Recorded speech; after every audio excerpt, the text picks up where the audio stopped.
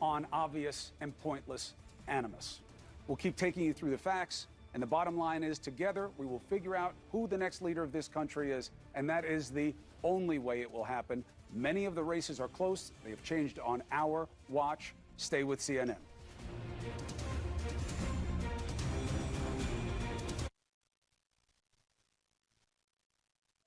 CNN International is open to the world. I'm Christiana Manpour in Helsinki, Finland. I'm Becky Emerson in Abu Dhabi. Yo, what's up? What's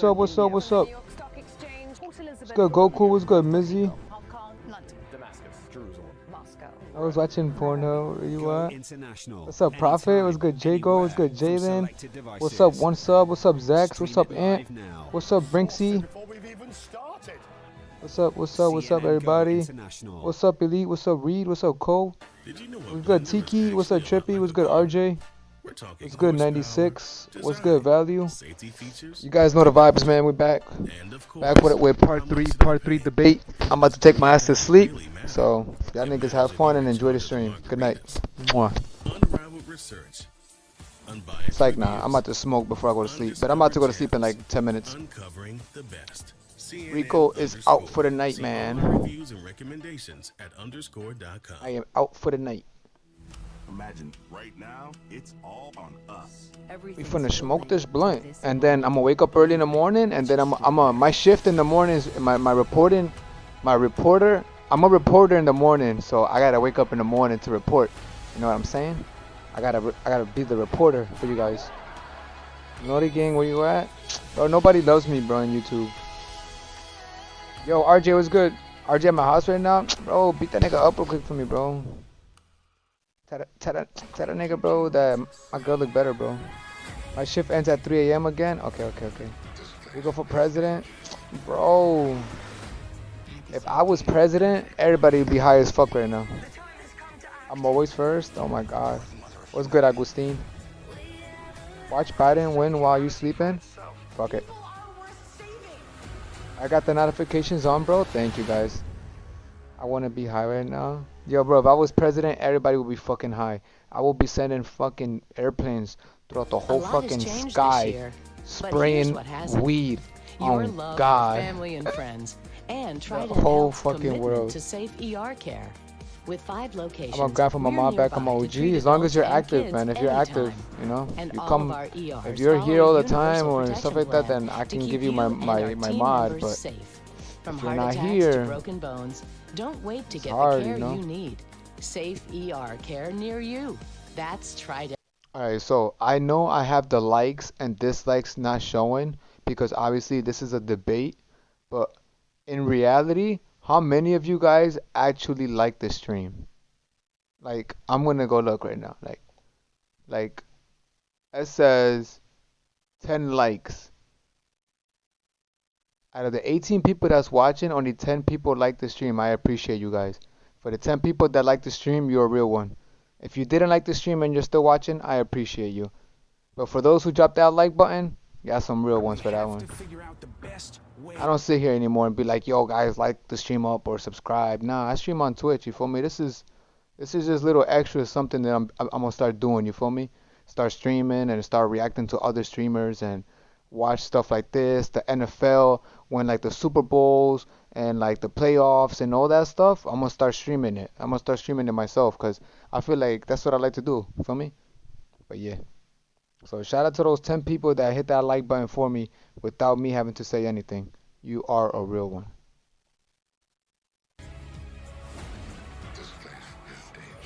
Yo, what's your Twitch? Type in exclamation mark Twitch. Exclamation mark Twitch. What's up, Rico? I always like. Yo, appreciate it, bro. It's okay if you guys didn't like the stream. It's okay if you dislike. I don't really care. I'm just saying, you know, I just gotta put it out there. You know what I'm saying? I gotta put it out there. You a real one if you come to the stream and you hit that like button without the streamer having to say nothing. You're a real one. Welcome back, everyone. To We appreciate you. election coverage. I'm Don Lemon. He's Back to saying that election. Joe Biden has a clear path to 270 electoral votes, and he is getting closer on our And watch. closer. It's time now for a key race alert. All right, so let's look at it now. As you see up on the board, Rico Georgia, 2020, I what's think up, Jamie? What's good, bro? Couldn't get much narrower than that.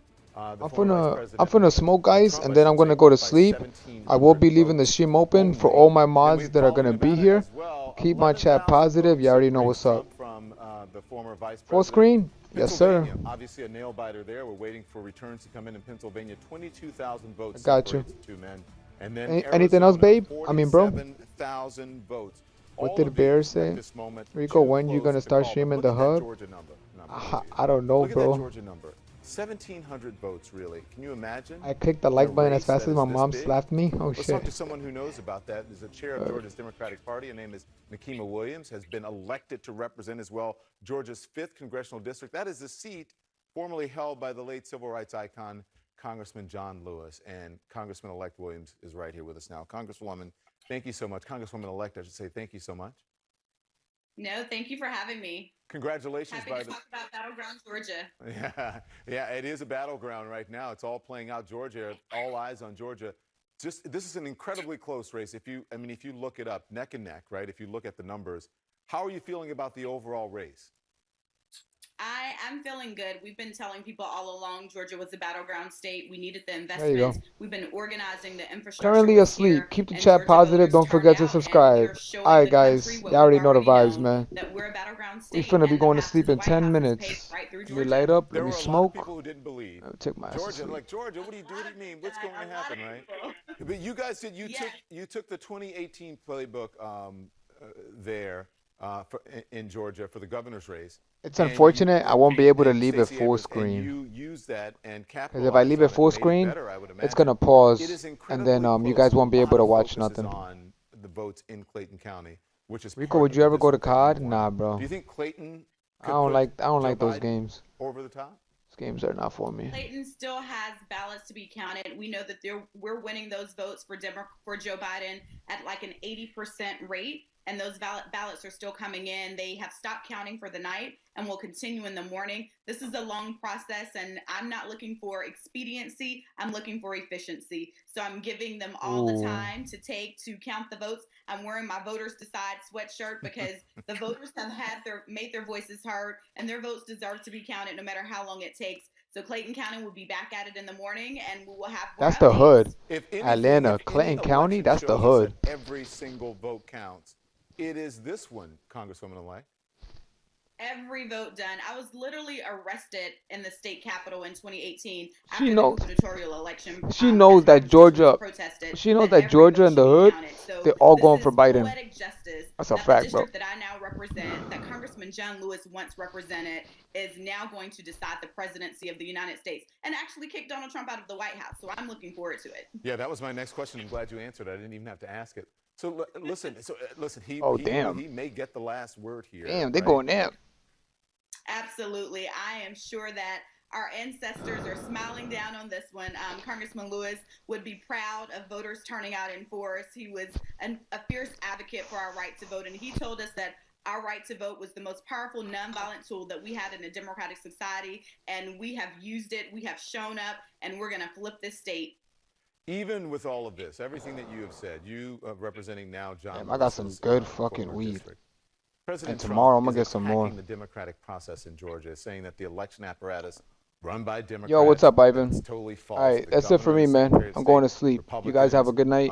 that it's Enjoy the false and that it's, stream. you know, the election is being stolen If from you them. are As if chair you of- are a mod in my stream, please don't start any trouble. Please don't do anything, because I will wake up tomorrow to unmod you. Take it easy, man. Keep the chat positive. Time out anybody that's being racist or anything like that. Y'all know the vibes. Anybody being a weirdo, anybody being, super, super crazy, ban them if you have to. You already know, man. Alright, I'm gonna take my ass to sleep. I'll be up early in the morning to drink some coffee. Watch you guys. You guys can enjoy the stream. You know what I'm saying? For a bit, maybe fall asleep watching this shit too. You know what I'm saying? Alright. Appreciate you guys. Everybody have a good night. Love you guys. Peace. Alright, bet. Increase the volume, please. Yes, sir. I will. We're in this new. I would make sure everything will be exactly how you guys should have it. Minutes ago before Boom. you came on. It's looking like Georgia could have 2 100. Senate runoffs come January, races that could potentially determine who controls the Senate. How big are the stakes for Democrats, you think, here? Stakes are huge, Don. I've been telling people all along, we're playing for all the marbles here in Georgia. We're the only state in the country that had 2 U.S. Senate seats on the ballot. And now with both of them going into a runoff, it is increasingly clear how important Georgia has been all along in all of this. And so we could decide the balance of the United States Senate right here in Georgia. We're looking forward to organizing, getting back out there, talking to voters about the importance of them turning back out to vote for Raphael Warnock and Jon Ossoff in the January 5th runoff. When you think about what's happening around the country, we see what happened in your district, what happened in Georgia, what's happening in Philadelphia, and many of the areas who actually have the most votes in picking the president of the United States, it is people of color. I forget who it was who said it, but one of my friends reminded me today, said that black people started off by picking cotton, and look, now we are picking the president of the United States. It's really been, it's a moment for people of color in this country, I think, especially black folks. It absolutely is. Congressman Lewis used to have a statue in his office that said the hands that pick cotton can now pick our elected officials. And it was a black hand reaching down to put their ballot in the ballot box. And that has always stood out to me. And so now to see this happening in this district, it just means so much to me. And that's why I'm going to continue to organize and do everything that I can to live up to the legacy of Congressman John Lewis and bring this home in his legacy, in his honor. So listen, the votes are still being counted, but if Biden does win, he's going to have the first black woman as vice president. What does that mean? What will that mean for you and for all women of color, well, even for the country? I mean, I'm rocking my pearls tonight, Dunn. But our next vice president is my sorority sister.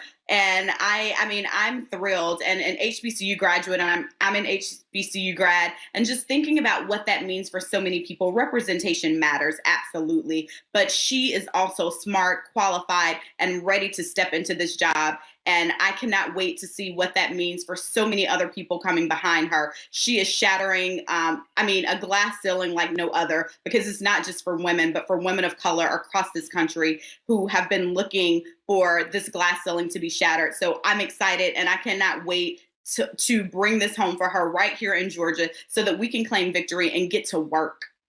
Congresswoman-elect Nikema Williams in Georgia's 5th Congressional District, John Lewis's old district. What an honor that must be, and what an honor it is to have you on. Thank you so much. Best of luck to you. Thank you, John. Thank you. All right, we're going to keep watching numbers. Let's put up the numbers that we showed you at the top. We gave you, at the beginning of this segment, we gave you the key race alert. There it is right there. Georgia, look, 1,700 votes. Nevada, 11,000. Pennsylvania, 22,000. 47,000 in Arizona. That's what separates the two men who are vying to be the next president of the United States. We'll continue to follow. These numbers could change, and we're getting new numbers in. We never know. We're expected to get more overnight as we continue on through. So we'll be right back. Don't go anywhere.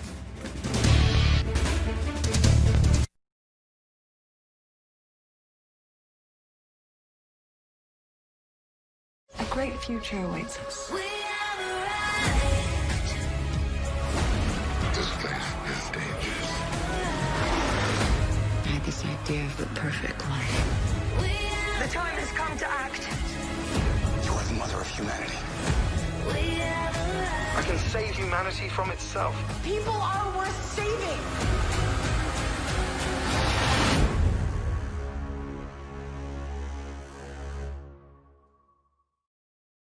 Did you know a blender is actually a lot like a car? We're talking horsepower, design, safety features, technology, and of course, how much did I pay? But does any of that really matter? It matters if you're in charge of the margaritas. Unrivaled research, unbiased reviews, undiscovered gems, uncovering the best. CNN Underscored. See all our reviews and recommendations at underscore.com. CNN International is open to the world. I'm Christiana Manpour in Helsinki, Finland. I'm Becky Emerson in Abu Dhabi. I'm here in a remote part of southern India. From the New York Stock Exchange, Port Elizabeth, Birmingham, Puerto Rico, Hong Kong, London, Damascus, Jerusalem, Moscow, Rome, Nairobi. Go international, anytime, anywhere, from selected devices. Stream it live now. exhausted before we've even started. CNN Go International. Imagine right now, it's all on us. Everything's building to this moment. Believe me, It's extraordinary.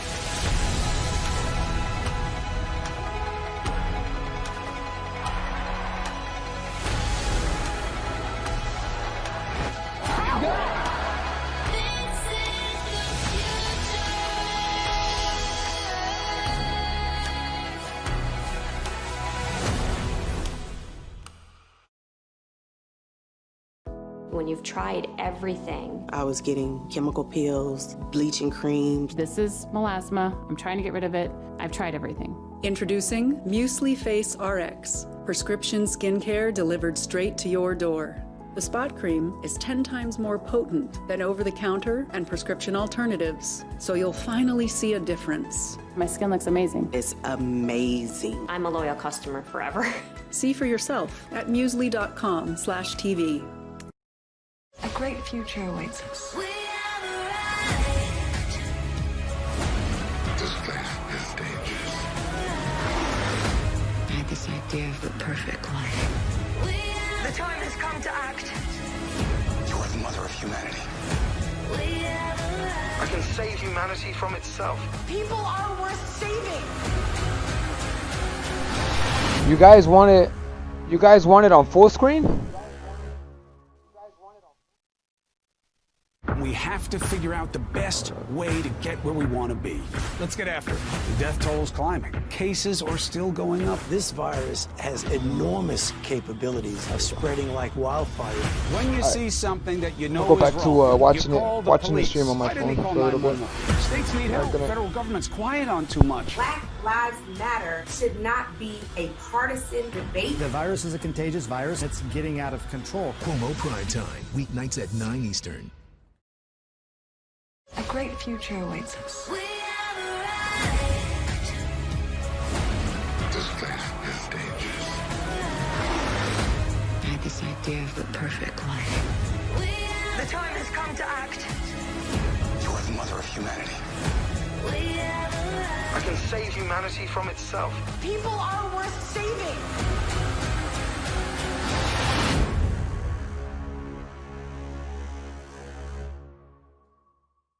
This is CNN. More people get their news from CNN than any other news source.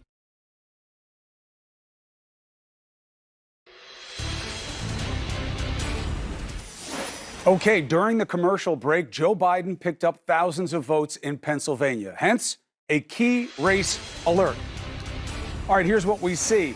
49.5 to 49.2. The lead for Donald Trump now under 20,000 votes, 1,800, 2,029. Why? Joe Biden just gained 4,347 votes in the last few minutes. What does it mean? Let's go to the magic wall and Phil Mattingly. Where did they come from and why is this consistent with what could be cobbled together to meet or beat Trump? Because Joe Biden is beating expectations once again in a batch of vote that came in. Now, where it came in underscores why that occurred. But let's top line it first. Right now, Donald Trump now up by 18,229 votes in the state. And what came in, roughly about 5,800 votes, came in Philadelphia. We know Philadelphia is very, very heavily Democrat, 80.5% to 18.6%. Joe Biden, as you noted, picking up a little north of 4,000 votes, adding to that total, dropping Donald Trump's lead. But I think more important here is it continues on a pathway that we've seen consistently from Philadelphia and pushing outward. The margin in the vote that just came in, 84%. 84% for Joe Biden. We've been talking, what does Joe Biden need to hit with the outstanding ballots in Pennsylvania in order to overtake President Trump? He needs to hit somewhere between 60% right now. That's probably dropping as the vote continues to come. Wait, explain that. So the rate that he needs to win will drop as what and why? Well, because he's continuing to pick up vote, and where the vote is outstanding, it's now starting to even up, right? He's no longer down by 5, 6 So he doesn't points. need to overperform the same way. Exactly. So contextualize, we had Councilwoman Bethany Hallam from Allegheny County came on and said that they have 35,000 or so ballots there still to count. But the key piece of information was that Joe Biden is receiving somewhere around 78% of the vote there. So that was a key piece of information. We thank her for that. So he is overperforming, and you're saying he won't have to as it gets closer.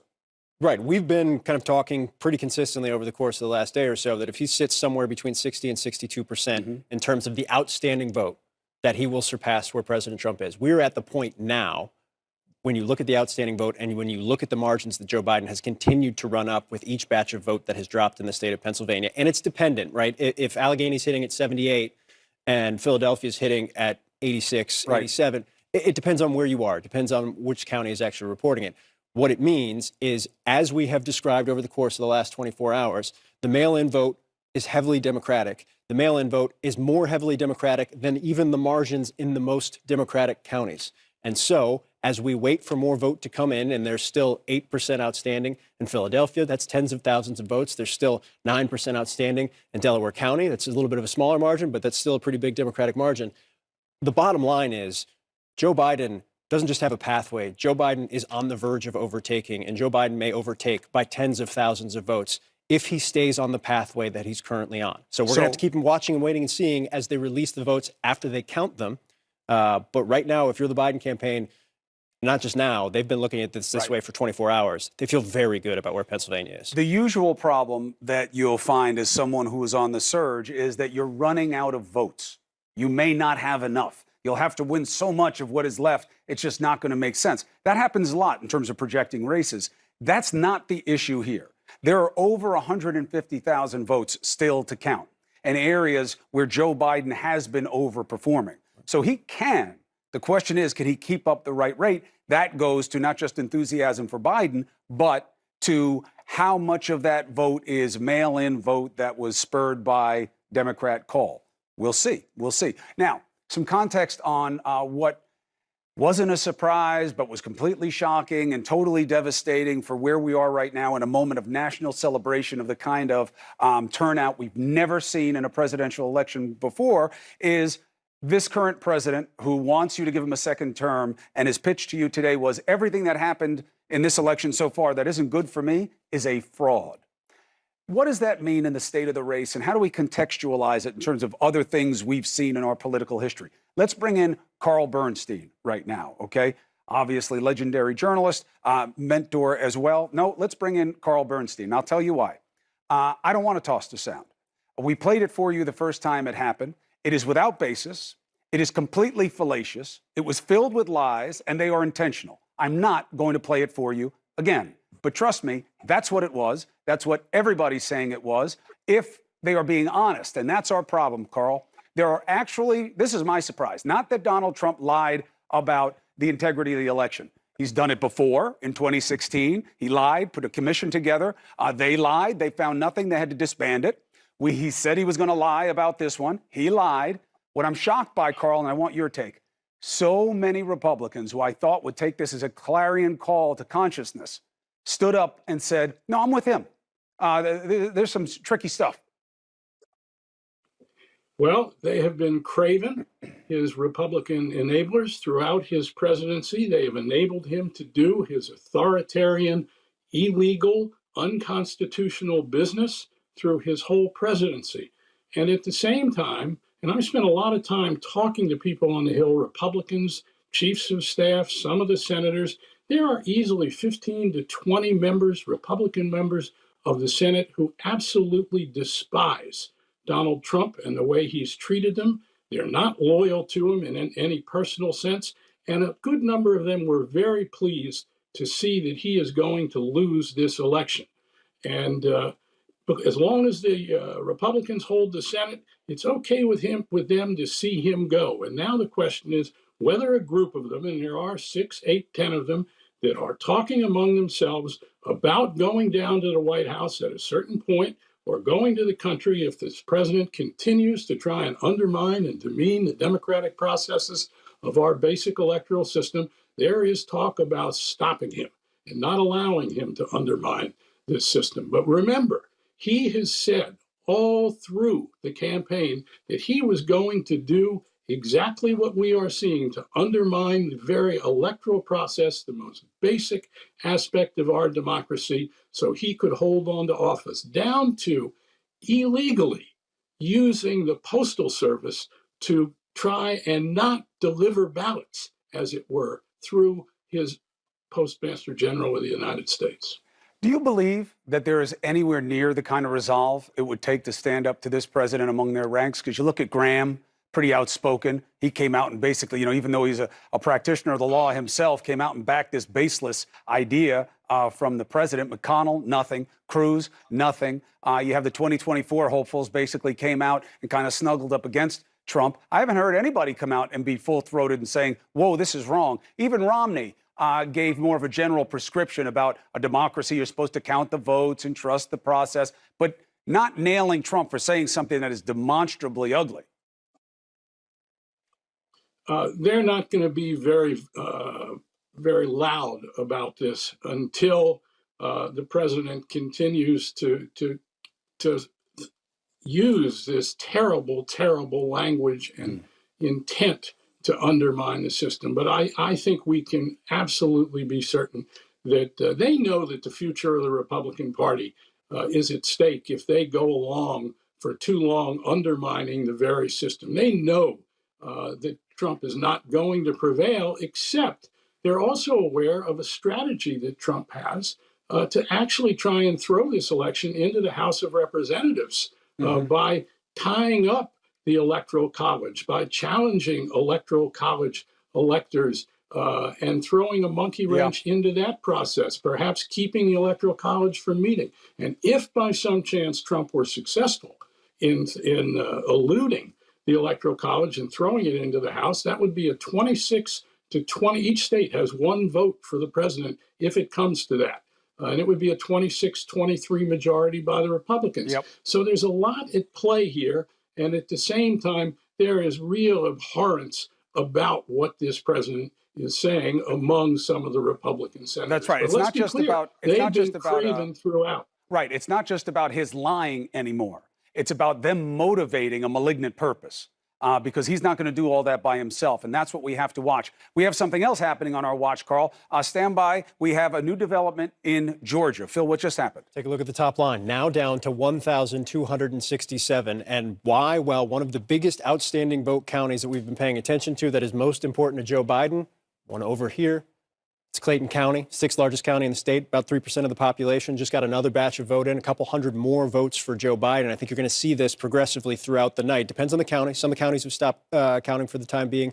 We'll see how they report throughout the night. But Clayton was the biggest outstanding batch of Democratic-leaning votes, had around 4,000, a little more than 4,000 going into this night. Clayton County, as Don was just talking about, with the last guest, Clayton County, former home of John Lewis, is the county the Democrats are looking to right now to take Joe Biden over the top in this state, at least for the time being. So that was not all of their ballots. They've been reporting in spurts. They got a couple hundred votes about 30 minutes ago, a couple hundred votes now. Every time they report, Joe Biden eats more into Donald Trump's lead. Now, there's still some Republican counties outstanding as well, but Democrats right now feel very good about where this is headed, in large part because of Clayton County with what's outstanding there. We'll also see, if you move up a little bit, Gwinnett County is holding until the morning. There's a lot of outstanding vote there that should lean Democratic as well. We talk about Georgia, but Clayton County right now was the biggest outstanding vote. They have continued to count and report, and every time they report, Joe Biden picks up a couple hundred more votes. So going to the state overall, it says 99% of the vote estimated in. First of all, key part, estimated. Second, well, it's about where. And you have 159 counties in Georgia, and each one of them, if they have a handful of votes that creates advantage, that's why this can go from a plus to a neutral to a negative. All right, so we'll keep following that. I'm going over to Don Lemon right now, right on our watch. It just changed, and very apropos of the conversation you were having. This is a process that could change the state of the race. I mean, right after we had spoken to the Congresswoman-elect for John Lewis's district, there we go. Over there? And Clayton County. What'd you say? What's happened? You get into a fight over there? What happened to your tie? Listen, it's a rough night. We're fighting for every vote in this country. Get yourself together, brother. We got a long way to go here. No, but seriously, we were just talking to the Congresswoman-elect representing John Lewis's old district, and she said, Congressman Lewis had a picture on his wall that he kept in his office that said black people used to pick cotton, now they're picking our elected representatives. I think it's a perfect segue to get to our guests here. Bakari Sellers is here, Alice Stewart, also Ryan Lizza. Listen, hello to all of you, but Bakari, I'm going to ask you, every time we go to Georgia, and now that we're looking at Clayton County, this is John Lewis saying, you know what, we got to fix this, and he and the people in his former district are working to make sure that they get the person in office they want. Yeah, but this has been a long time coming, and it's John Lewis and his legacy, and people remember that. But it's also Stacey Abrams. You know, down south, we always say you have to give people their flowers while they're living. Her 2018 playbook. And I think that people around the country, Democrats and Republicans alike, are having to look at the organization that Stacey Abrams put together on the ground, how she registered voters, how she activated voters, and now that's really showing up in a southern state. Look, I hear these claims made by some people on the right and the president himself about this election being a fraudulent election. It's not. And they point to cities like Atlanta or point to cities like Philadelphia, these majority black Democratic cities. It's not. But what you are seeing is the activation of black voters once again, particularly black women, showing up to the polls and carrying the Democratic Party across the finish line. That's what we're seeing again in 2020. Bakari, as I was watching earlier, listening to the President of the United States talking about these cities that are that have big black populations, calling them fraudulent, in the process fraudulent, and that they're trying to steal it from them, I thought it was an insult to the people whose ancestors, even many of them, died for the right to vote. Just because they're showing up to the polls does not make it fraudulent. That was an insult to me. Well, I mean, first of all, let me also say that Democrats, if we're going to rig an election, we really must suck, because we just rigged an election where we lost House seats and we didn't flip the Senate. I mean, we got to have we got to come together and have an election. 3 days later, it's meeting. A tie. I mean, I need to talk to a manager, because we really are bad at this thing. All right, no, Barron. I just think that. That's exactly what someone really who's rigging an election would say, Bakari. No, I'm obviously. Yeah, if you're gonna rig, don't suck at it. Yeah.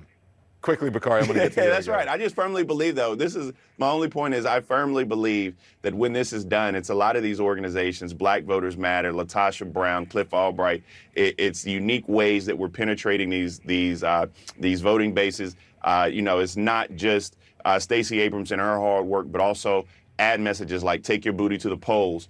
All of these things together across the country are leading to what we're seeing today. Alice, I want to bring you in because you're from DeKalb County, as we've been talking throughout the evenings here and the mornings here about the election. The margin in Georgia, razor thin. How do you see the state of this race right now? I mean, you don't get any closer to a tie than we are right now in Georgia. Yeah, when the numbers are virtually mirror images, that's pretty much a tie. And I told you last night, Don, GOP officials in Georgia were concerned, and this is exactly why. This is what they were worried about. This is what they had expected to happen, and it's happening. And this just goes to show, as Bakari said, when you get a group of people that feel as though they haven't been represented and they're frustrated with the current administration, they get together. And I'm so glad that Bakari gave a shout out to my friend LaTosha Brown. She has been working tirelessly with Black Voters Matter in Georgia and around this country to get people out. And you talked about John Lewis. One of the quotes that I often use, I think is so important, that he said, talks about voting. And he said, your vote counts. If it didn't, why would so many people be trying to take it away? And so many people fought for the right to vote. And I think what is going on right now with a president of the United States who is questioning the integrity of our election, it's disturbing and it's quite dangerous. So, Alice, having said that, and I appreciate you saying that, let me ask you, because you're a Republican, you're a supporter of the president, we have you on because you support his policies. You don't always support the way his actions and what he says, but you do support his policies and the judges. I get it from talking to you why you support him. But here's the thing. We're hearing from Mitt Romney. Mitt Romney, lukewarm, talking about the process, basically giving a definition of this is what should happen in our country. Not saying the President of the United States is wrong. He should not be doing something like this. Where are the Republicans who are coming out with strong statements or strong stance, going in front of camera saying what the President of the United States is doing is wrong and should not happen in our country? This is not the way a democratic process should work. We've had a few. Will Hurd has come out and talked about the dangerous precedent of doing this. We've had some. But what we are having is we've heard Lindsey Graham come out and others. What they do want, those that support Lindsey Graham supporting what the president is doing, but they're doing it in a way that they support making sure that every vote is legitimate and legal. and making sure that we have a proper number of observers overseeing the counting process, making sure that Republicans and Democrats have equal access to overseeing the process. Those are the people that are supporting the president, want to make sure that the process is done legally and fairly. But just as important is to continue to reinforce what we're hearing from secretaries of states across the country, specifically the one in Georgia. They are making sure that every legal and legitimate ballot is cast, that it is not only brought in, it is secured, counted, and will be certified at the date certain. And the most important point, we can reassure people, be patient and let's let the process work. Okay, I got you. But Ryan, having said what Alice just said about Lindsey Graham and others, they do it, but they present, there is absolutely no evidence of this. By someone correcting something or trying to fix something about poll workers and how close poll workers get, that's how the process works. You have a complaint about something. If someone says it's not working properly, then you rectify it. But there is no evidence of any widespread fraud or anything untoward going on with the ballots or with the counting or with any of it. So why are Republicans going on this crazy rabbit hole conspiracy theory with the President of the United States? I think what we're seeing is the first war within the Republican Party in the post-Donald Trump era. The trend, everyone sees what the trend lines are in Pennsylvania and these other states. We know. Do they really want to go down with the ship like that? If he does, I mean, listen, I'm not saying he's going down, but that's what you're saying. You're thinking it's post-Donald Trump era, but do they really want to go down with the ship like that? Everyone knows where that's headed. It started with Trumpian rhetoric before the election that the only way that Democrats could win if it was rigged. Then they moved into the courts in the last few days. Most of those cases appear to be junk and are unlikely to succeed. And I think you're seeing a little bit of an escalation each day to the point now, where, as Carl Bernstein was talking about, there is this there are serious Republicans talking about getting state legislatures to challenge who the electors are that go and certify and to Washington and certify the election and actually do the voting. That is just not happened, and that's going to be the next test. The first test was, do you agree with Trump on the rhetoric about it being rigged? Do you agree with him on these court challenges? When those fail, they're moving into this electoral college strategy. And the people like Mitt Romney, who had a pretty milquetoast statement tonight, and Nikki Haley, who was kind of wishy-washy, they're going to have to decide which direction they want the Republican Party to go. Ryan, let me ask you this in the short time we have left. As I watched the president tonight, I had my head in my hand because he always likes to project strength, right, that he's a strong man. It made him, what he did made him look so weak. It was embarrassing for him to sit there, play the victim, and whine the way he did. I don't think it really helped him. Maybe it did with his supporters. Am I missing something? Well, I've been, frankly, I think it's helped him with quite a few supporters. I mean, someone like Lindsey Graham has just gone over the edge talking the way he talks. If you've seen Newt Gingrich, some of the things that he's been saying on Fox News, and people that used to be leaders of the Republican Party, Rudy Giuliani, just fully embracing a misinformation campaign and an attack on the legitimacy of our democracy, they're following Trump off that cliff, and it's going to take a much larger universe of Republicans than Will Hurd and Mitt Romney to stabilize the ship. I got to tell you, I'm not surprised by Lindsey Graham. Obviously we should not be surprised by Rudy Giuliani. I mean, come on.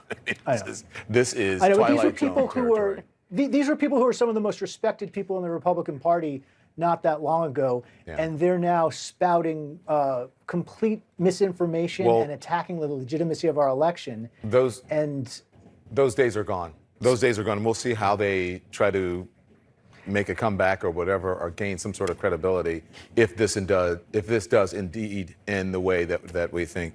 So things are changing every hour here. As you saw, we just had a number of votes come in. Really change what's happening in Georgia, changing what's happening in Pennsylvania. We're going to keep an eye on Nevada and Arizona as well. There is your tally board, a tote board, as they say. And we're in a marathon situation, and we're going to continue to cover it. Don't go anywhere. We got Key Race Alert coming up.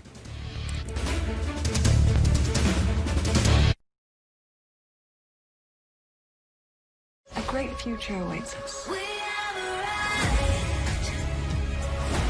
This place is dangerous. I had this idea of the perfect life. The time has come to act. You are the mother of humanity. I can save humanity from itself. People are worth saving.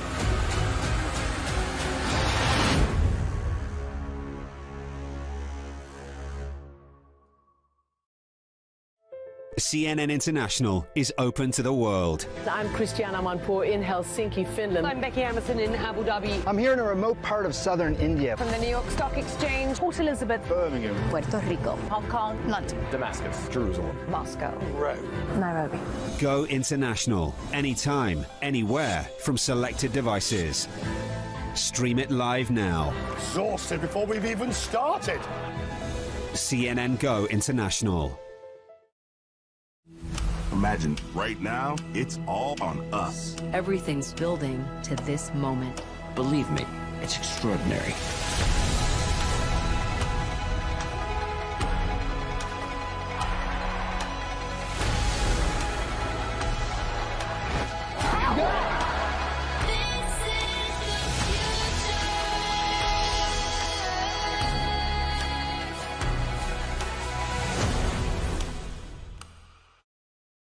Did you know a blender is actually a lot like a car? We're talking horsepower, design, safety features, technology, and of course, how much did I pay? But does any of that really matter? It matters if you're in charge of the margaritas. Unrivaled research, unbiased reviews, undiscovered gems, uncovering the best. CNN Underscored. See all our reviews and recommendations at underscore.com. Don't miss the #1 movie on Prime Video. And maybe a smiley face underneath. Okay. To put him in a good mood. My daddy is the smartest person in the whole flat world. You gotta be kidding me. Yes! I love that. That's what you want. You got somebody that's strapped to your car. This is my daughter. Only men and bears are allowed inside car. Rated R. A great future awaits us. This place is dangerous. I had this idea of the perfect life. The time has come to act. You are the mother of humanity. I can save humanity from itself. People are worth saving.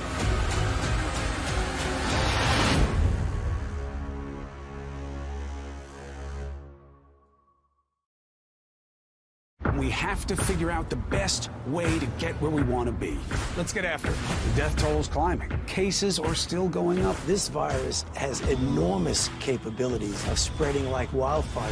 When you see something that you know is wrong, you call the police. Why didn't he call 911? States need help. The federal government's quiet on too much. Black Lives Matter should not be a partisan debate. The virus is a contagious virus. It's getting out of control. Cuomo Prime Time, weeknights at 9 Eastern.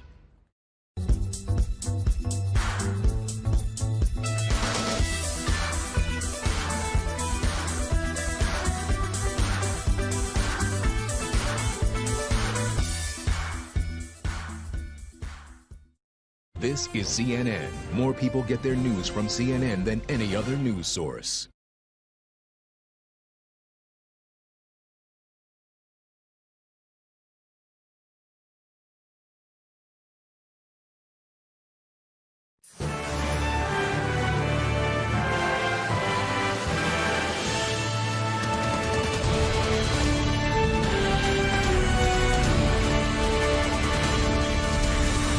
Welcome back to Election Night in America Continued. I'm Chris Cuomo along with the man, D. Lemon, and we are witnessing democracy in action. Congratulations to you. Turnout like we could have never imagined. Despite President Trump's blizzard of lies, falsely claiming that everything that's happened in this election that isn't good for him is fraud. Listen. No basis and no reason to do it right now when he needs the count as much as anybody, Don. No basis at all. And you're right about what we're witnessing. This is history that we're witnessing. And you and I have the honor, really, to be reporting this history to the folks. But the people at home really made the difference. Record numbers of people getting out and voting. That is a history here. And all of this is happening at this hour. Each hour ticks by, right? Joe Biden is getting closer and closer to victory in this 2020 race. Chris, as you know, he's gaining in Pennsylvania as the final mail-in ballots are tabulated there. President Trump's one-time big lead in Georgia, which we have been talking about over the last couple of minutes, for years has been reliably red. Well, that is evaporating now, and you can't get any closer to a tie than what's happening in Georgia right now. It is very close. It's changing on our watch. So let's check the numbers. Time for a key race alert. Pennsylvania, 20 electoral votes, still 5% of the estimated vote to come in. That number is deceptive. There's more than enough votes needed for Joe Biden to meet and beat the spread right now, 18,229 votes. Georgia, 16 electoral votes. There again, 99% of the vote in. Well, so it's over, right? Nope. More than enough votes for Joe Biden to catch and beat the president. Look at that. 1,267 votes separate the two men in what was believed to be ruby red Georgia just a couple of cycles ago. Next, Arizona, 11 electoral votes, 47,000 vote spread. Now here, it's the opposite narrative. Joe Biden has been in the lead, and it has been eroding. This is why Team Trump believe they have a shot. They have a path in Arizona to win this state. Will it happen? We've been watching.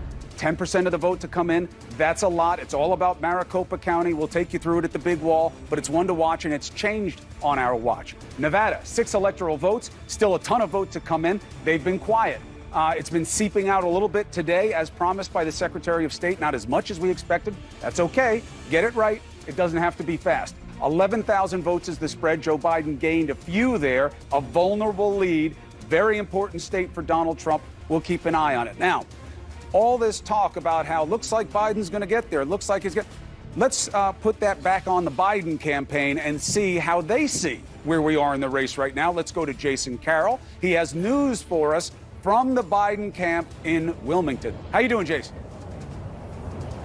Good morning to you, Chris. You're up, I'm up, Don's up, and members of the Biden camp are up as well, even at this late hour, watching some of those results coming in from Pennsylvania. The Biden camp feeling that Friday could be the day that he finally reaches 270. They are still feeling bullish about Pennsylvania, and not just Pennsylvania, but also Georgia and Arizona. But Pennsylvania, their data showing them that they could have what they're calling a decisive win there. When you look at this campaign, though, Chris, this is a campaign that's really, they feel as though that they've been on the offense. They feel as though the Trump campaign in some ways has been on the defense, filing these meritless lawsuits. Biden team looking ahead. Biden meeting with his economic advisors about the economy earlier on Thursday, also meeting with his healthcare advisors about the pandemic. So this is someone clearly positioning himself to move ahead. Also, in terms of messaging, the messaging has been clear. Let every vote count and be patient, but also a message of unity going forward. This is Biden has been saying clearly all along that he is going to be the president for someone who voted for him, in addition to those who did not vote for him. But right now, this is a campaign, just like the rest of the country, that's at the mercy of those who are counting votes. But once again, the message very clear: let every vote be counted. Chris? That is the definition of democracy. Jason Carroll, thank you very much. Let us know if you learn anything more. Appreciate you on this historic day. So, Pennsylvania, why? Let's go to Kristen Holmes at the voting desk. What do we see as the potential in that state for Joe Biden?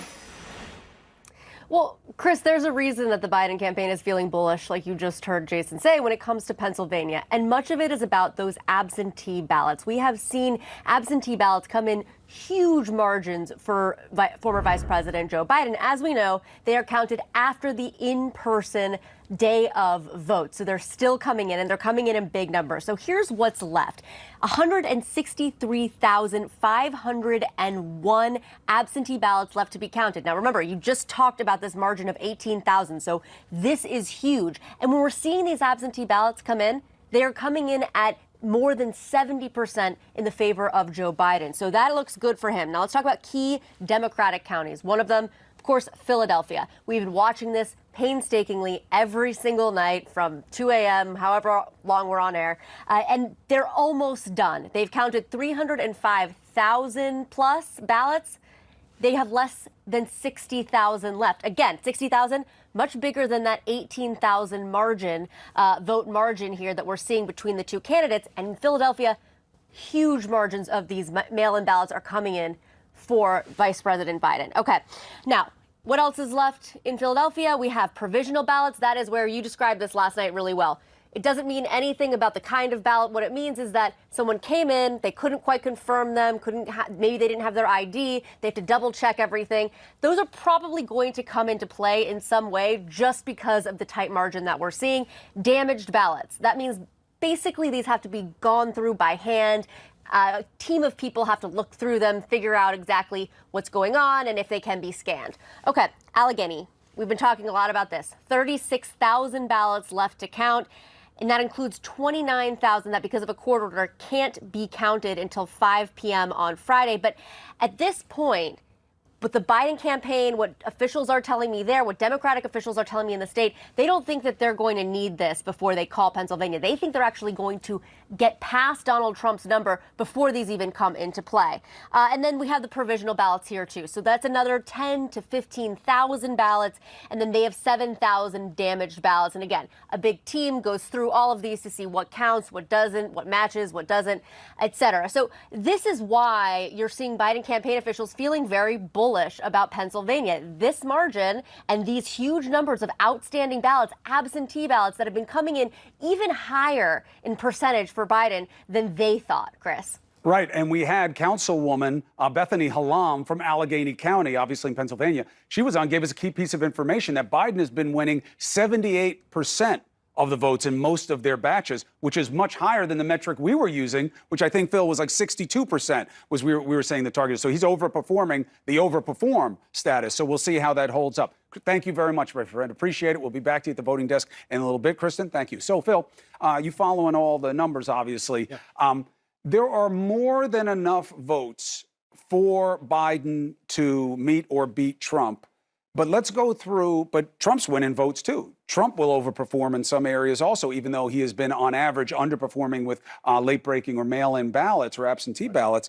It's not just like you need enough vote. You only need 18,230 votes and he wins. Right. He's going to have to keep winning a percentage each time. Exactly. There are Republican votes in these counties, even in Philadelphia. There were Republican votes that came in. I think the problem that the Trump campaign faces right now, look, if you want to say this from the top line, if you had to be in one of their war rooms right now, you would like to be in the Biden campaign's war room, given how Pennsylvania is sitting. And the reason why is this. If you go through, there's about 160,000+ ballots that are still outstanding. That's plenty to make up the current margin. I'll pull back out real quick. 18,229. Frankly, in Philadelphia County, remember, the last batch that dropped in from Philadelphia County about 15, 20 minutes ago netted out 86% for Joe Biden.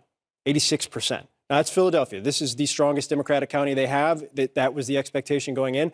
But as you noted, he's overperforming everywhere in margins. And if you go through southeastern Pennsylvania, the biggest outstanding counties, Delaware County as well, he's going to be hitting above the metric that he needs to hit. I think the one interesting area that I'm kind of paying attention to right now, Lehigh County has about 9,000 ballots outstanding, we just reported. So that's kind of, other than Philadelphia and Allegheny, this is kind of the biggest chunk. And this is a little bit of a tighter margin. This is a tighter margin that Donald Trump, for a period of time, was actually leading. He was leading. But this makes a key point.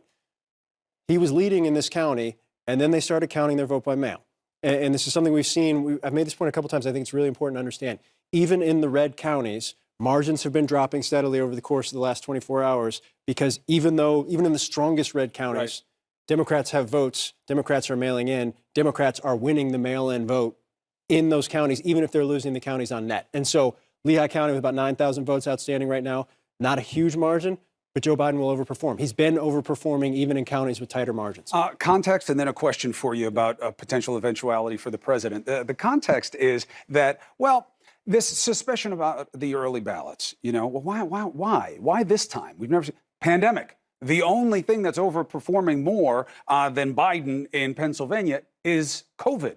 We're over 100,000 cases right now. People were worried. They were looking for another way. The Democrats, were pushing very hard for the presidential race to be done with Democrats by mail-in ballots. So that's what was going on. Here was what the problem was.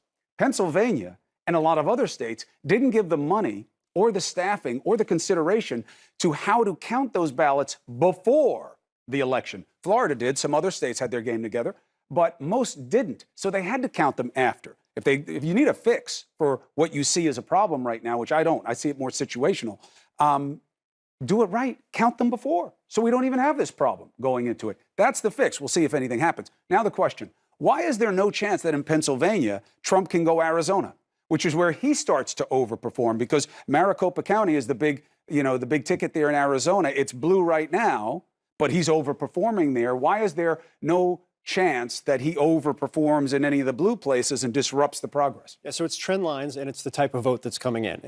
In the difference, I think it's really important to understand. Arizona, vote by mail, particularly late and drop off ballots in Arizona, were actually trending more Republican, right? Arizona had a little bit of different of the makeup.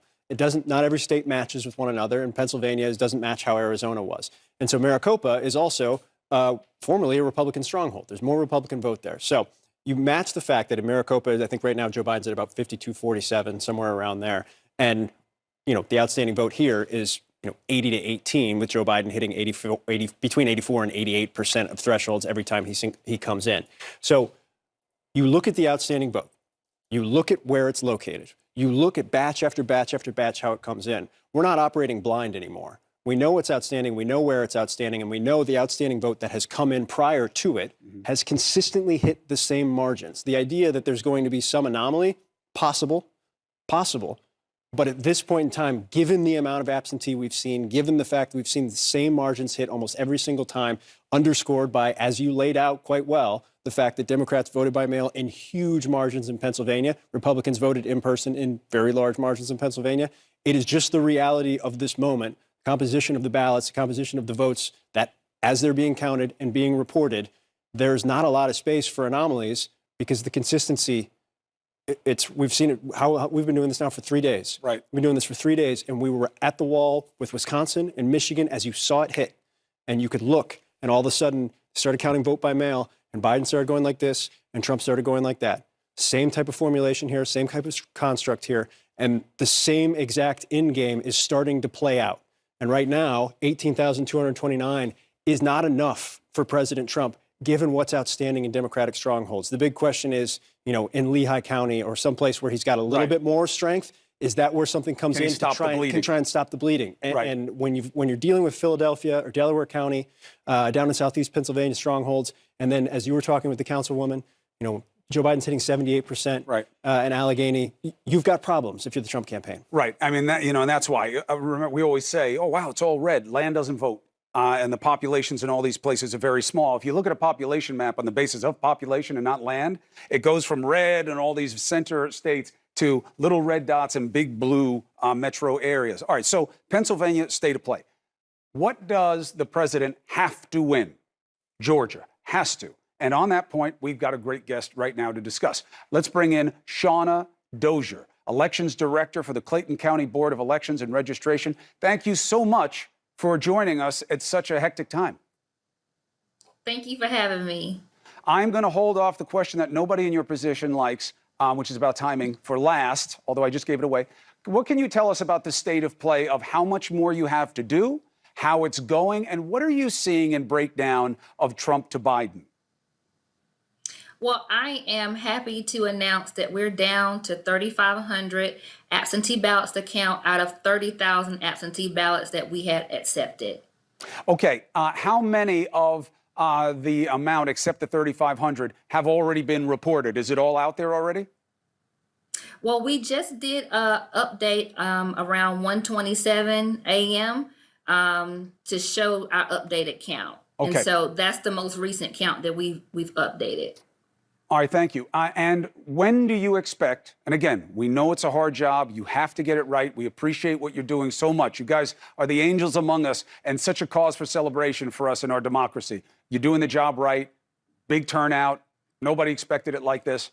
All that said, when do you think the 3,500 get done? Well, we're going to stay here until every single absentee ballot is counted. Oh, you're going to work straight through. We're going to continue to move forward. And what do you think? Does that take it in the overnight hours now? Do you think late in the morning? You think afternoon? I anticipate early morning. That's where we are now. Yeah.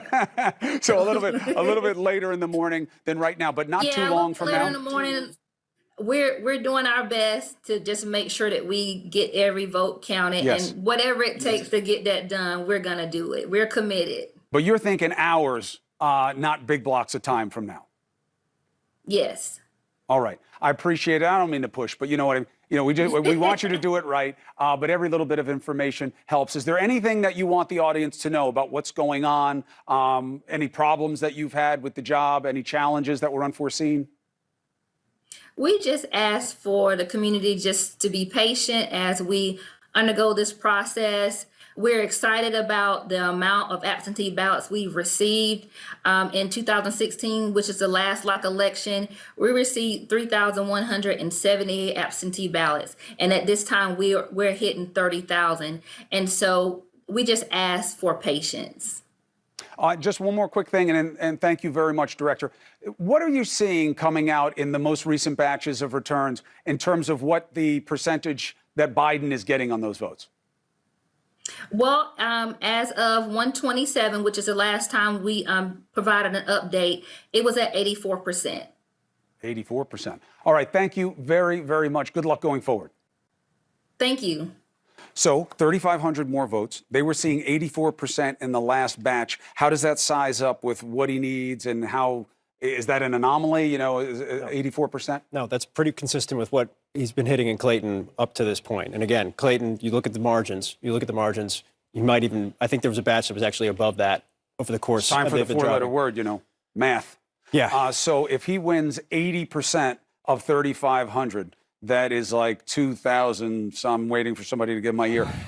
What is it? So, you know, let me wait, please. He's essentially going to net, the former vice president's essentially going to net a little less than 2,500. And if you look right now at the margin statewide, it's a little less than 1,300 in the president's direction. And that would essentially mean if the Clayton County ballots are still out, follow the pathway of those. All right, hold on, Harry. We hear your booming voice in here. The microphone's not picking it up well enough. Harry is saying that he believes that based on an 80%, we just heard from Director Dozier that the president has been, the former VP Biden has been winning about 84% of the batches in her county. So let's just discount it to 80%. She has 3,500 ballots remaining. That means he would net about 2,400 something votes. Right, Harry? I got all that right? You got it right. He would net a little bit less than 2,500 votes, and that would essentially overcome the deficit that the former vice president has statewide currently. Okay.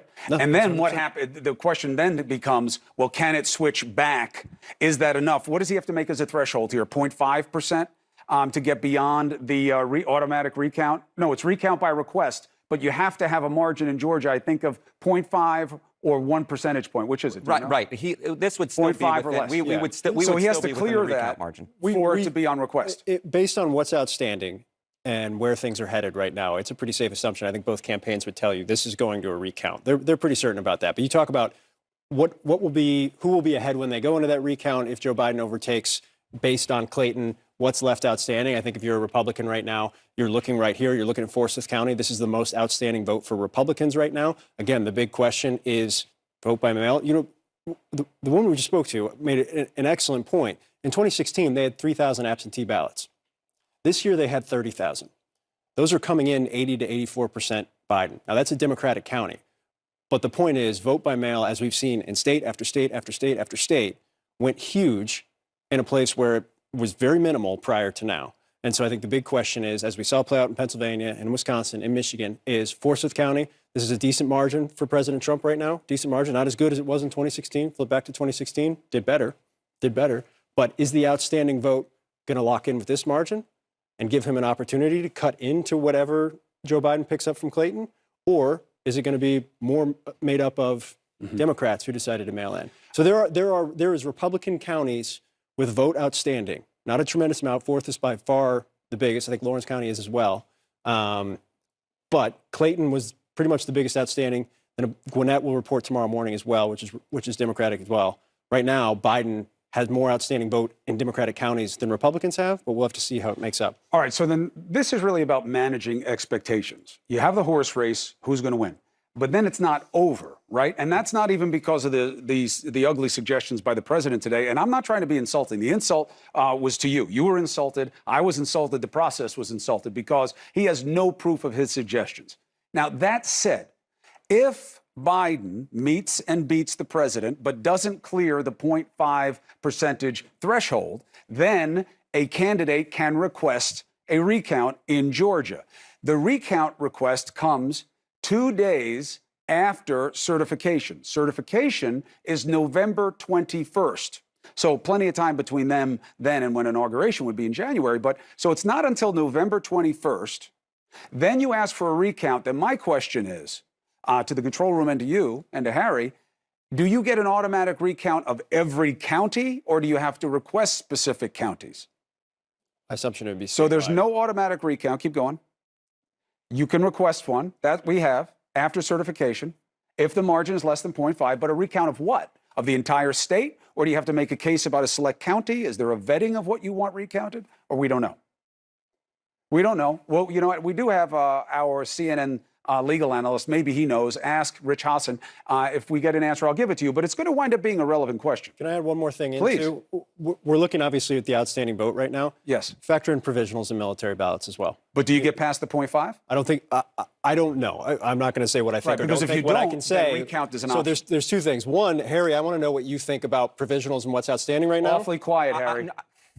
How do you think those break? I think is my big question. I would think the provisionals would probably break for the former vice president. The military ballots, traditionally speaking, have leaned more Republican. But in terms of the question of whether or not that this would get outside of the recount area, I don't think it would. I don't think there are enough ballots. Obviously, we have to wait and see on that. But I think that this is heading towards recount territory.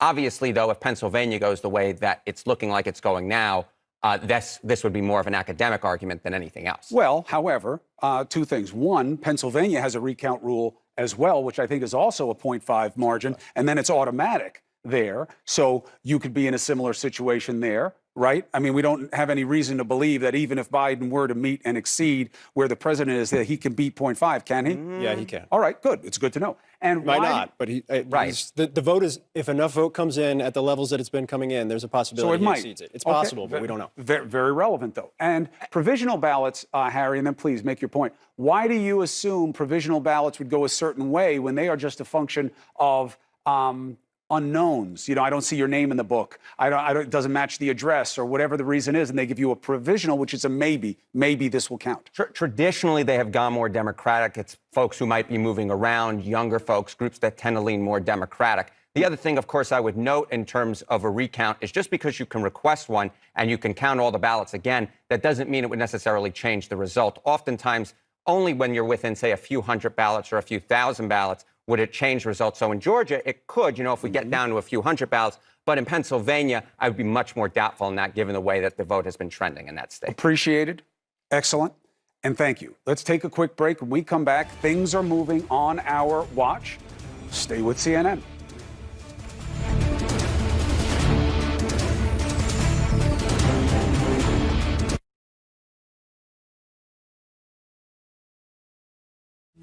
Imagine right now, it's all on us. Everything's building to this moment. Believe me, it's extraordinary.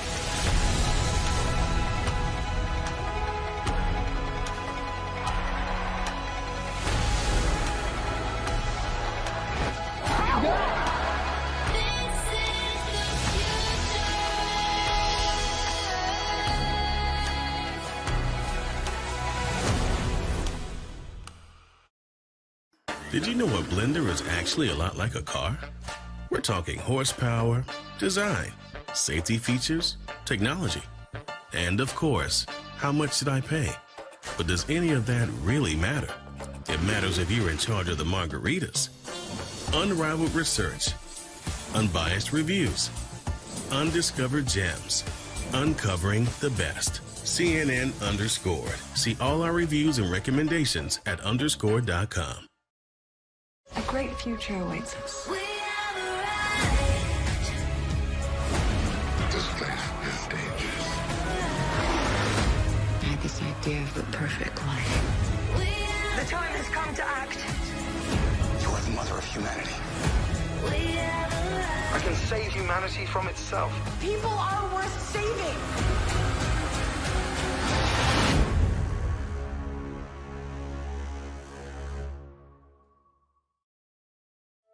CNN International is open to the world. I'm Christiana Manpour in Helsinki, Finland. I'm Becky Emerson in Abu Dhabi. I'm here in a remote part of southern India. From the New York Stock Exchange, Port Elizabeth, Birmingham, Puerto Rico, Hong Kong, London, Damascus, Jerusalem, Moscow, Rome, Nairobi. Go international, anytime, anywhere, from selected devices. Stream it live now. Exhausted before we've even started. CNN Go International. Don't leave the neighborhood for emergency medical care. Located by the entrance to Nexton at exit 199 off I-26, the new Brighton Park ER features a lab and imaging services. We're ready for walk-in emergencies and ambulances. Safe emergency care at Brighton Park ER. A great future awaits us. This place is dangerous. I had this idea of the perfect life. The time has come to act. You are the mother of humanity. I can save humanity from itself. People are worth saving.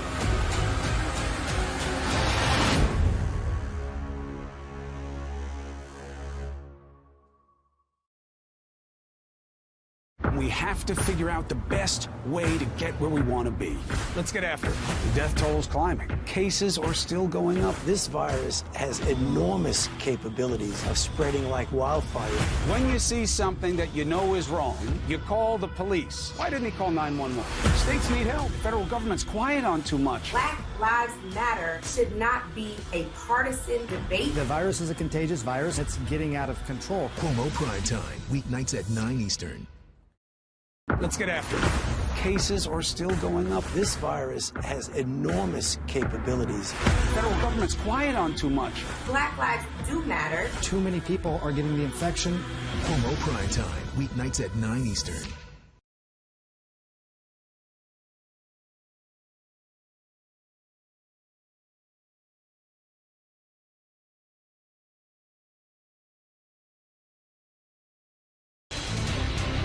We're back now with our election coverage in America, America Votes. So listen, we're up because you're up. And let's put up the numbers so that you can see.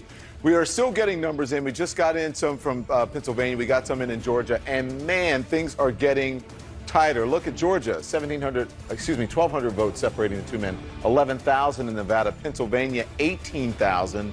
Arizona, 47,000. Here's the thing. In the first three that you see, Georgia, Nevada, and Pennsylvania, every time the votes come in, pretty much every time, they put Joe Biden ahead. Arizona, though, quite a different story. Arizona, the president is really closing in on Joe Biden there. So we're keeping an eye on all of it. But I want to talk about what's going on in Pennsylvania. And the perfect person to do that is CNN's political commentator, Charlie Dent. He is the former congressman from Pennsylvania, and that's why we have him here. Good morning to you, sir. How you doing? Good morning, Don. Great to be with you. So let's talk about this. You see the president's lead. It keeps shrinking in Pennsylvania as the votes come in. You have some idea of what is going on in the Commonwealth. And you said you could have predicted this a couple days ago. Yeah, I knew on Wednesday morning that Joe Biden was going to win Pennsylvania. Here's why. I'm sitting here in Northampton County. Donald Trump won Northampton County in 2016 by 5,500 votes, and Joe Biden won it by just under 1,000 votes. So that's a swing right there. Same thing in Lackawanna County, where Hillary Clinton won by 3,000 votes in 16, and Joe Biden won by 10,000. We knew this on Wednesday morning. So what that means is that Joe Biden is performing much better than Hillary Clinton did upstate, cutting down Donald Trump's margins. It was clear, very clear to me, that's what Biden needed to do to win. Now, he also has to come out of Philadelphia and the suburbs, the collar counties with a big number, which he will. And so that was very clear to me why he was going to win this race. In the other county, I said, whoever wins Northampton County, whoever wins Erie County, is going to become, is going to win Pennsylvania and probably the presidency. And that's what we see happening right now. As you were sitting there the other night watching the president, when the president came out and said, look, we won Pennsylvania. And all of a sudden, we won there and declared victory. What were you thinking? Like, this guy has no idea what he's talking about. What were you thinking? I said, I don't know what they put in his Diet Coke, but it must have been some heavy substance, because it was clear to me what happened. We all knew this. Look, there were Pennsylvania for the first time has really done no excuse absentee voting. There were 3 million requests for absentee ballots, and about 2.6 million were returned. 1.6 million of them were from Democrats and about 550,000 from Republicans. So on a 3-to-1 basis, Democrats were voting by mail. We knew that. And so the absentee ballots are coming in. They were the last ones to be counted. And guess what? They're breaking about 3-to-1 for the Democrats, or for Joe Biden. This is not surprising. We knew this. And we knew that Donald Trump would do well in person at the polls. We knew this, that he was going to come out with probably an advantage. But that lead would evaporate over time as the mail-in votes were being counted. And that's precisely what happened, completely predictable. Everybody knew it. The Trump campaign knew it. Everybody knew it. So I'm surprised that they're surprised by this. So then why are they coming out? Because, I mean, this is really, really disturbing. It's dangerous. So they're making these baseless claims about voter fraud. And then you have Republicans signing on, like Ted Cruz. You've got Lindsey Graham backing him, Graham even donating to Trump's legal fund. How do you explain this, Congressman? What is going on here? I can't explain it. Look, are there going to be isolated incidents of fraud around the country? Of course. Is it going to change the outcome of the election? No. Have there been problems with voter fraud in Philadelphia in the past? Yes. I can point to a 1993 or 4 election where we had a real problem, and a federal judge intervened and threw a guy out of the state legislature. But we moved beyond that, and I think everybody is behaving very well. All these election officials around the state do not want an issue. They are trying to be transparent. And when I hear what they said about Philadelphia, look, Al Schmidt is the election commissioner, the Republican election commissioner in Philadelphia. He says things are in order. Al Schmidt was going to be on this program in just Al Schmidt is going to be on in in a short time here, and he's going to explain all that to us. But what were you saying? What were you saying about Al Schmidt, who is a Republican, by the way? Yeah, but he basically he put out a tweet this morning, basically saying that things are pretty much in order. They're going to count every vote, and they're going to keep counting until they get an outcome. I mean, there's nothing nefarious going on, as far as I can see, anywhere in the state. The bigger challenge here isn't so much fraud or suppression. The issue is we were all concerned about voter system failure because Pennsylvania has never done absentee balloting on this scale. They passed the law to do this prior to the pandemic, Don. Mm-hmm. They did that, and then, of course, the pandemic, the volumes increased, and we were really worried that they might not be able to handle it at this scale. But they seem to be doing it. They're getting there. It's taking longer than we'd like, but they're going to get to a good outcome. But, Charlie, she's Congressman. I really don't understand, though, why Republicans are doing this. And, I mean, I think you have some idea that you explained to me just a short time ago during the break about why the Senate didn't go the way Democrats thought. And even some of the congressional races didn't go the way that Democrats thought. But you have a theory about that. I do have a theory. I think that a lot of these voters, swing voting Republicans who are not crazy about Donald Trump, and many independents, voted for Joe Biden and against Donald Trump, and then they voted straight Republican. Not one House Republican incumbent has lost his or her reelection. Not one, while Donald Trump is losing. This is a repudiation of the president by many Republicans and independents who voted for Joe Biden because they want him to steady the ship of state, and they want to have a check in the Republican Senate to make sure that the left wing of the Democratic Party doesn't go too far. I'm convinced that's what's happening, and at some point we're going to do an after-action analysis, and I think that's going to bear out. A repudiation on Trump, you think? But not their representatives? Yes, I do. Yeah, I mean, how does one explain Susan Collins, who I admire very much, won re-election. She outperformed Donald Trump significantly in Maine. Brian Fitzpatrick in Bucks County, just to the south of me, won by a big margin, and Donald Trump is getting clobbered, is getting beaten in Bucks County. And I can point all around the country, John Katko in Syracuse, New York. They're outperforming Donald Trump enormously. And you see this everywhere. So, I mean, that is really what the issue is. I think people have tired of the president, but they don't want to give a mandate to the Democrats. Right now, there is really no policy mandate for either side, but I do believe there is a governing mandate, and that is for Joe Biden to steady the ship of state, and would be wise for Republicans to assist him in that endeavor. Charlie Dent, After Congressman all this Charlie turbulence with Donald Trump. Yeah. We appreciate having you. Thanks for staying up late or early, whichever it is, and we'll see you soon. Get some rest. Yeah. And again, I want to remind our viewers, we're going to have Al Schmidt, the Republican from Philadelphia, who's going to join us in just a short time here to explain what's going on with the process and some of these things that are being said out there about voter fraud and about people trying to steal the election and people who are counting the ballots. You'll be interested to hear what he's saying. But Chris, I have to say, Charlie Dent just said the folks, this is a repudiation of Donald Trump.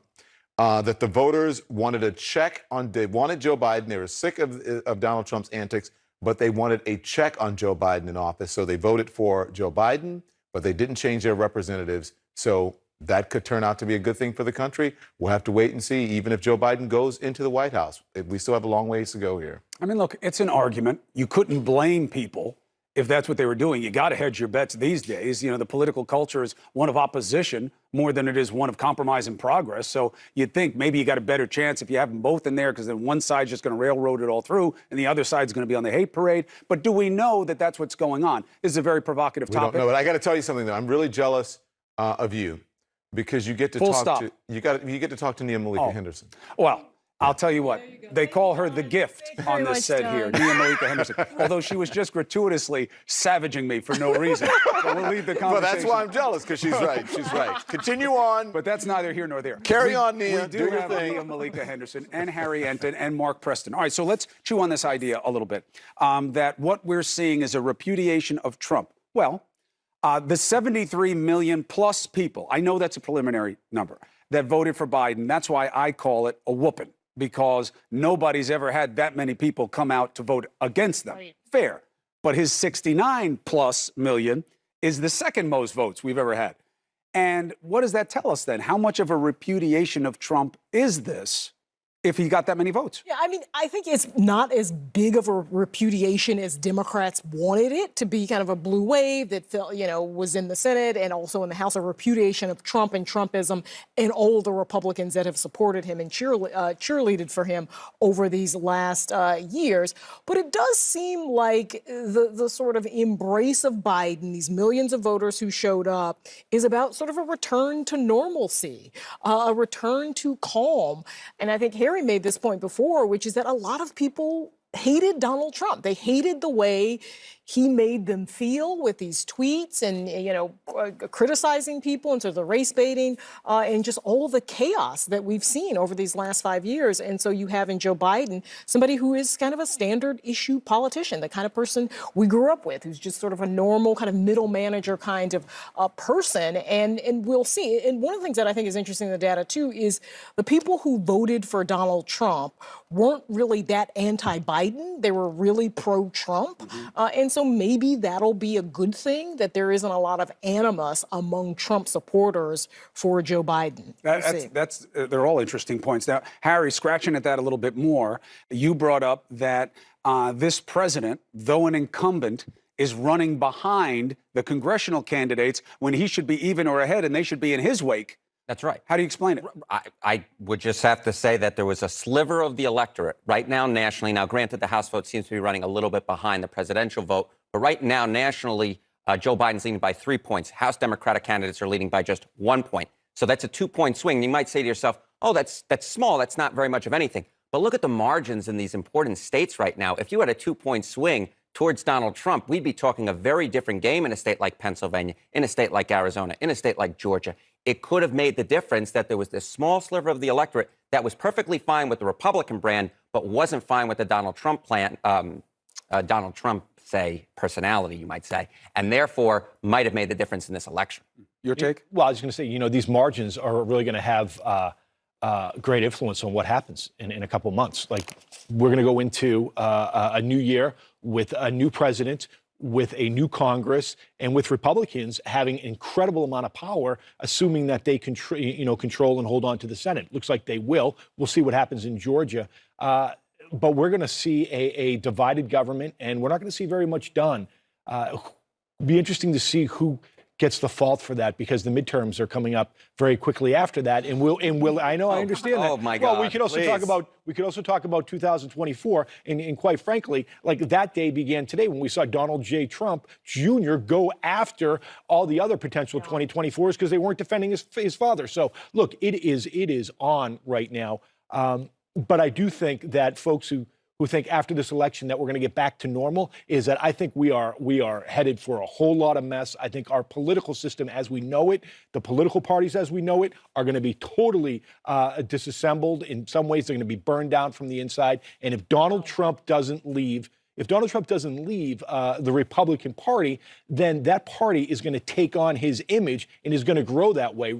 Look at Chris, you grew up in politics and you understand how this is. A political party is about ideology and ideas. It's not about a person. And when it becomes about a person, what's going to occur is that the Republican Party is not going to be able to grow and expand. It is going to just be very linear on But also, the whole thing is so, as they'd say in Yiddish, fakakta. The whole thing is so messed up. My father, for example, my father was Mario Cuomo. He was governor in the state of New York. My brother, Andrew, the Love Gov, is now governor in New York. But my father, Mario's Democratic Party, is not the Democratic Party of today. Trump's constituency, not the culture warriors, but the working class, they were his constituency. Wait, more important, key race alert. What do we have?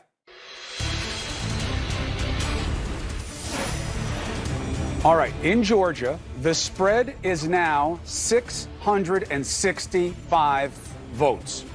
How much of the vote outstanding? You see 99% there, but again, I really shouldn't even say that anymore. It's really about where there is remaining vote, who that breaks for, not just red or blue, but in the context of what kind of vote is coming in. I'm going to wait for Phil Mattingly to get up and we can understand where these votes came from and what it tells us about our future. Phil, you over there? I am trying to track down which county it came in. Great. Do we know in the control room which county? We got it. It's from Clayton. It's what's been coming in. So basically, Chris, this is what we've been talking about over the course of the last couple of hours. That Clayton County was the biggest outstanding vote going into this night for us, or for us to see what was coming in. We knew going into the night that they had about 4,000 votes.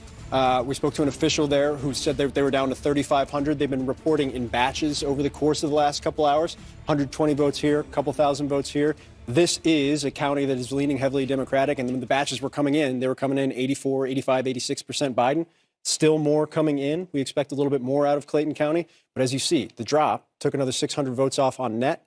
That's going to continue. There's still more vote coming in from Clayton. Do we know how many votes came in that netted us to where we are now? Still trying to tabulate that in my head right now. Okay.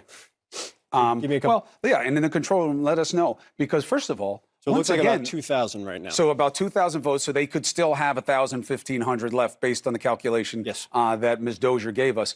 Another tabulator, another chairperson who gamed me and won because she didn't make it sound, Dozier made it sound like we don't know when the votes are going to come out. And then right after the hit, another batch of votes came in. So it was like a gift from Ms. Dozier. Thank you for adding to it. I know. I went a little soft. She took advantage, and it worked. But now we have this new batch of votes that came in. There's still 1,000, 1,500. Roughly. Which means that could make even more of a difference for Biden. Because not enough. Because again, we're talking about what the margins are, and I have to break down the actual margins here from what just came in. But repeatedly over the course of the last couple of batches, Joe Biden's been hitting somewhere between 84 and 88% of what's coming in. So if a couple thousand come in here. So it was cut in half. It was 1,267. Now it's 665. Right. And so a couple things to keep in mind here. One, 602 votes. We estimate right now that there's probably about 1,500 left in Clayton. Joe Biden's going to net probably about 1,000, maybe a little bit more than that. Because we're going with what percentage ratio? 80, 81. I'm being conservative. I'm being conservative when I say with 1,500. Because Ms. Dozier told us 84, and we discounted to 80 just to put some play in it. Yeah, just to play around with it right now. There is a very real possibility if Clayton continues to report. Harry, I would be. Look, can we hear Harry? It's going to be close when the rest of it comes in, but based upon the current trend lines, it would seem when the rest of Clayton comes in that Biden would jump into 100, 200, 300, 400, 500 vote lead. From this county? from this county. Right. So Lauren, our excellent producer, tells me 1,300 just came in from Clayton. Harry says it's going to be, what do you think it'll end up based on? It will end up somewhere in the hundreds to low thousands, probably, depending on exactly how many votes are left. But it would be Biden ahead, probably, at this point, based upon the current trend line. And you also have to factor in that we know tomorrow morning we will expect to also get Gwinnett, Gwinnett County. You look at the margin, but it has been coming in heavily Democratic, has about 4,500 votes outstanding as well. The point being that even as the vote total goes down, we started the night, Georgia had about 14,000 outstanding votes, and Clayton has been reporting pretty consistently. So take that down, maybe net 11,000-ish should be left over right now. A bulk of that will come from Gwinnett. Now, there are still two major Republican counties with a decent amount of vote, both over 1,000. Forsyth, probably most notable for Republicans. That's what they're watching right now. But the reality is, and this is what we've been kind of talking about the last 24 hours, when you were looking at the outstanding vote, you were looking where it was coming from, and you were looking at the rate at which it was coming in. Joe Biden was on the pathway to overtake Donald Trump, and Joe Biden was on the pathway to finish before they get to provisionals, before they get to military ballots, ahead of Donald Trump. And that might happen within the next hour or two. Can we go back to Forsyth for 1 second? Here's why. Just fumbler's math here. If there's 5%, right? So you have basically 130,000 votes. 10 would be 13,000. 6,500 votes. He wins 65% of that. So he wins 3,000 and change. That could make a difference. So Forsyth got 1,545 votes is what we're expecting. Forsyth has what? Forsyth has 1,545 ballots outstanding. Outstanding. Right. And I think the big question right now, and we've talked about this in a couple of states, is that these ratios, these margins on the top line for the counties aren't holding because of the type of ballots that are coming in. So just because it's coming from a county where Donald Trump is 65-32, because it's mail-in, is still leaning more Democratic. So we don't know the exact composition of what's going to be coming in from Forsyth. It could be this. It could be, if you're a Republican, you're looking at Forsyth and you are hoping that it matches this, or even maybe goes a little bit bigger. But Forsyth, they keep yelling at me in my ear. Forsyth, sorry. Harry, do you have any insight into what the red counties could mean for Trump in Georgia? My insight would be that essentially, if you're voting by mail, your chance of being Democratic is much higher than even given that this is a red county. I would not be surprised if Trump netted no votes out of this county. I wouldn't even be surprised if Joe Biden netted a few votes out of this county, just because vote by mail is basically a stand-in for party registration, even if Georgia doesn't have it, but it might be able to be used to essentially assume that these votes, despite being in a red county, may in fact be much more Democratic than you might otherwise assume. Question, concern, Nia Malika? No, I mean, I think everybody's just looking to see when this thing is going to fall. I don't even want to leave the wall. Yeah. Let's do this. Let's take a quick break and see, because look, we just had Director Dozier here, and obviously I'm playing about any kind of deception. She's doing her job. She said, we don't know when you're going to get votes, and then we got them minutes later. So as they come in, we'll tabulate what they mean now and going forward. We'll be with you and here for you. Stay with us.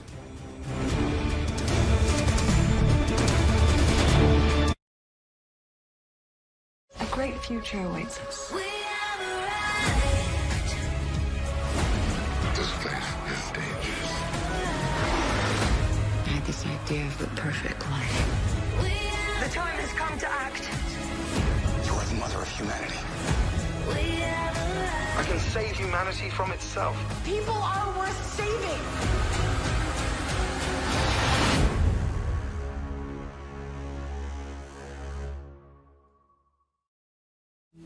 Imagine right now, it's all on us. Everything's building to this moment. Believe me, it's extraordinary.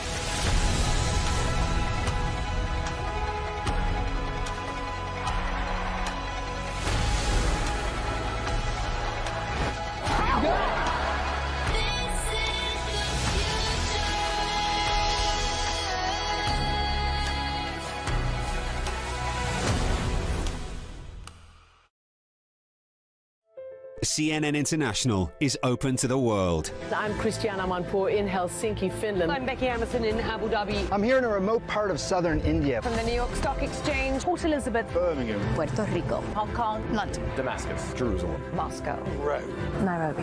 Go international, anytime, anywhere, from selected devices. Stream it live now. exhausted before we've even started. CNN Go International. Did you know a blender is actually a lot like a car? We're talking horsepower, design, safety features, technology, and of course, how much did I pay? But does any of that really matter? It matters if you're in charge of the margaritas. Unrivaled research, unbiased reviews, undiscovered gems, uncovering the best. CNN Underscored. See all our reviews and recommendations at underscored.com. We have to figure out the best way to get where we want to be. Let's get after it. The death toll's climbing. Cases are still going up. This virus has enormous capabilities of spreading like wildfire. When you see something that you know is wrong, you call the police. Why didn't he call 911? States need help. The federal government's quiet on too much. Black Lives Matter should not be a partisan debate. The virus is a contagious virus. It's getting out of control. Cuomo Prime Time, weeknights at 9 Eastern. We have to figure out the best way to get where we want to be. Let's get after it.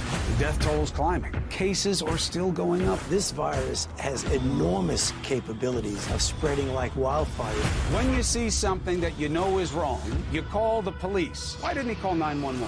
States need help. The federal government's quiet on too much. Black Lives Matter should not be a partisan debate. The virus is a contagious virus. It's getting out of control. Cuomo Prime Time, weeknights at 9 Eastern. It's not just because Boll & Branch organic cotton sheets are incredibly soft. They are. And it's not just that they're free from toxins and made by people who are paid and treated fairly. That's true too. It's because home is where the magic happens. And with better sheets made in safer ways, home makes the world a better place. Boll & Branch. Right now, try for 30 nights risk-free and get free shipping at bollandbranch.com. From deep dives to daily briefs, CNN Politics podcasts have you covered. The Axe Files, Politically Sound, CNN Political Briefing, and more. Listen on cnn.com/podcasts. I'm David Culver in Wuhan, China. In Yokohama, Japan. CNN in Abu Dhabi. I'm Nermal Bagher in Sinjar, Iraq. Northern Syria, Lagos, Nigeria. Stockholm. Outside London. CNN, Sao Paulo, Brazil. In Mexico City. This is CNN. This is CNN. More people get their news from CNN than any other news source.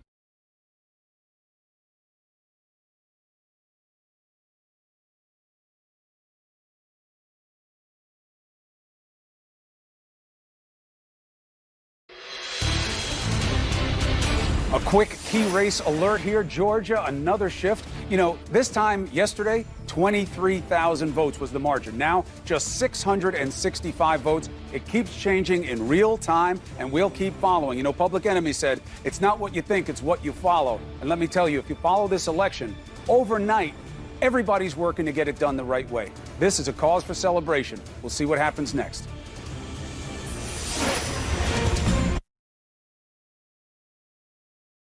A great future awaits us. This place is dangerous. I had this idea of the perfect life. The time has come to act. You are the mother of humanity.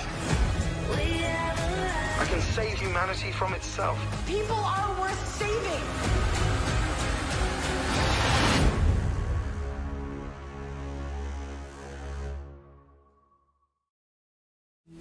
Imagine right now, it's all on us. Everything's building to this moment. Believe me, it's extraordinary.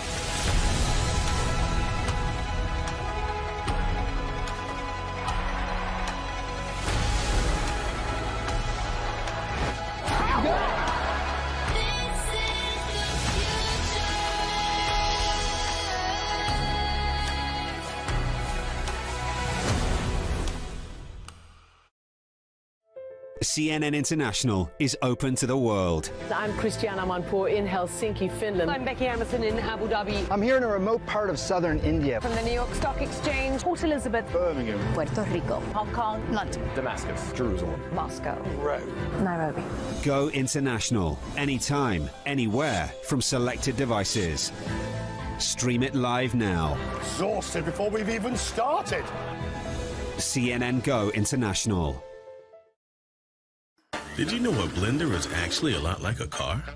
We're talking horsepower, design, safety features, technology, and of course, how much did I pay? But does any of that really matter? It matters if you're in charge of the margaritas. Unrivaled research, unbiased reviews, undiscovered gems, uncovering the best. CNN Underscored. See all our reviews and recommendations at underscored.com.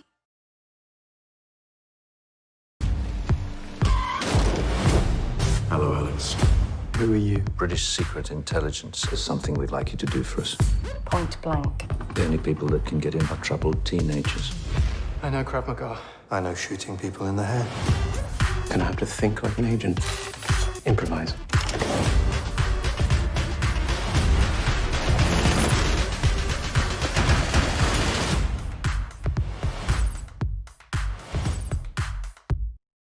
We have to figure out the best way to get where we want to be.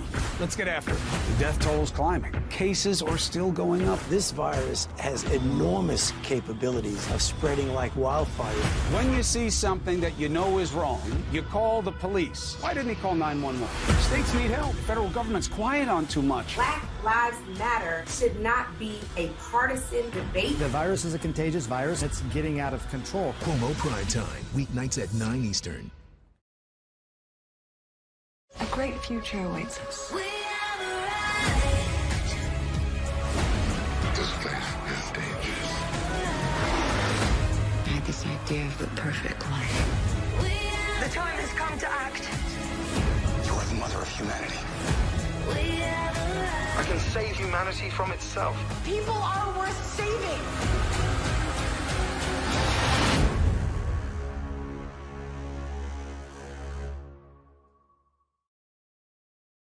We have to figure out the best way to get where we want to be. Let's get after it. The death toll is climbing. Cases are still going up. This virus has enormous capabilities of spreading like wildfire. When you see something that you know is wrong, you call the police. Why didn't he call 911? States need help. The federal government's quiet on too much. Black Lives Matter should not be a partisan debate. The virus is a contagious virus. It's getting out of control. Cuomo Prime Time, weeknights at 9 Eastern.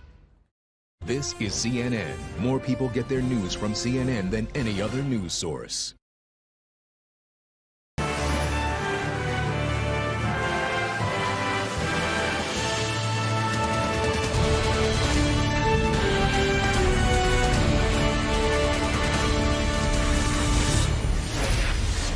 Welcome back to our breaking news coverage. Election night in America continued. I'm Chris